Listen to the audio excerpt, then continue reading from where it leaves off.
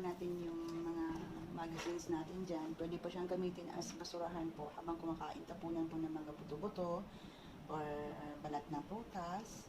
O kaya naman yung mga hindi natin balat ng candy, yung mga hindi natin gusto na kainin habang nasa hapagkainan, di ba? Pwede pong ilagay doon. So, ito po yung ituturo ko sa inyo guys kung paano po gumawa. Napakasimple lang po. Sundan nyo lang po yung procedures. I'm sure makukuha nyo po. Thank you so much for watching guys. God bless.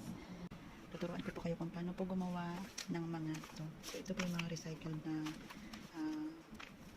newspaper o magazine na hindi na kailangan na pong itapon. So, sayang din naman po. So, kailangan po natin, para hindi po siya sayang, kailangan po natin yung i-recycle ulit, gawing basurahan sa ibabaw ng ating mesa or anywhere po. So, ito po yun. Tuturuan ko po kayo kung paano siya gawin.